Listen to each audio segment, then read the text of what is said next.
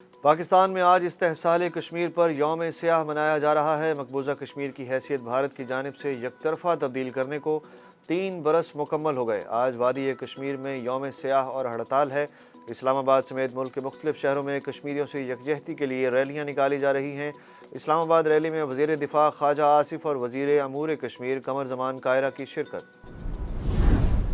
وزیر اعظم شہباز شریف نے کہا ہے کہ بھارت غیر انسانی فوجی محاصرے اور کشمیری عوام کے مسائل پر بے حسی جاری رکھے ہوئے ہے۔ بھارتی حکومت آبادیاتی ڈھانچہ تبدیل کرنے کے لیے ہندو توا ایجنڈے کو ڈھٹائی سے آگے بڑھا رہی ہے۔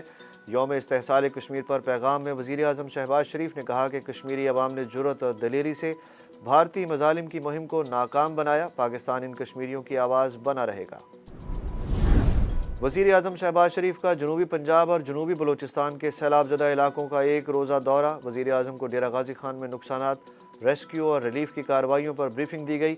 وزیر اعظم نے کہا کہ سیلاب متاثرین کی امداد اور جلد بحالی کے لیے صوبائی حکومتوں کو ہر ممکن تعاون فراہم کریں گے۔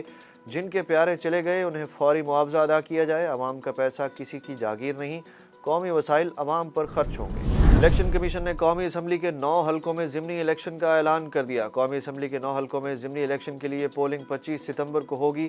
کاغذات نامزدگی کی جانچ پڑتال 17 اگست کو کی جائے گی۔ لانگ مارچ کے دوران توڑ پھوڑ اور سرکاری املاک کو نقصان پہنچانے کے مقدمات میں پولیس نے یاسمین راشد، شفقت محمود سمیت دیگر کو بے گناہ قرار دے دیا۔ پولیس نے انسداد دہشت گردی کی دفعات ختم کر دی۔ رپورٹ عدالت میں جمع۔ Police report per P T I رہنماؤں نے ضمانتوں کی درخواستیں واپس لے لیں۔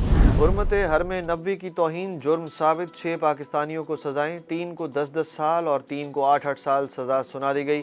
مدینہ منورہ کی عدالت کا فیصلہ، 6 مجرموں کو 20 ہزار ریال جرمانہ عائد، موبائل فون ضبط۔ مجرموں نے وزیر اعظم پاکستان اور وفاقی وزراء کے ساتھ رمضان المبارک کے آخری عشرے میں حرم کے اندر بدتمیزی کی تھی۔ خانپور ریلوے اسٹیشن کے قریب مال گاڑی کی 2 بوگیاں پٹڑی سے اتر گئیں۔ ریلوے حکام کا کہنا ہے کہ ڈاؤن ٹریک پر امدادی کام جاری ہے۔ مال گاڑی لاہور سے کراچی جا رہی تھی۔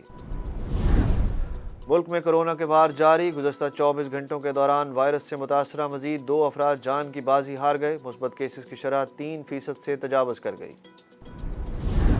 امریکہ میں منکی پاکس کے کیسز میں تیزی سے اضافہ، تعداد 7,000 ہو گئی۔ حکام کے مطابق واشنگٹن، نیو یارک اور جارجیا میں منکی پاکس کے سب سے زیادہ کیسز رپورٹ ہوئے۔ مونسون سسٹم آج سے سندھ پر اثر انداز ہونے کی پیش گوئی۔ ٹھٹھہ، بدین، سجاول، عمرکوٹ، تھرپارکر میں تیز بارشوں کا امکان۔ کراچی میں کل سے شروع ہونے والا سلسلہ 9 اگست تک بارشوں کا باعث بنے گا۔ 11 سے 15 اگست تک دوبارہ بارشوں کا سلسلہ شروع ہوگا۔ کامن ویلتھ گیمز کے ہاکی ایونٹ میں پاکستان کی ٹیم میڈلز کی دوڑ سے آؤٹ ہو گئی۔ پاکستان کو آخری گروپ میچ میں آسٹریلیا کے ہاتھوں 7-0 سے شکست۔ رستم پاکستان، انعام بٹ آج ایکشن میں ہوں گے۔ پاکستان فلم انڈسٹری کی نامور اداکارہ شمیم آرا کو مداحوں سے بچھڑے 6 برس بیت گئے۔ شمیم آرا نے بہترین اداکاری کے ساتھ 4 بار نگار ایوارڈ حاصل کیے۔ ہدایت کاری کے میدان میں بھی متعدد ایوارڈز حاصل کرنے میں کامیاب رہیں۔ طویل علالت کے بعد 5 اگست 2016 کو لندن میں ان کا انتقال ہوا۔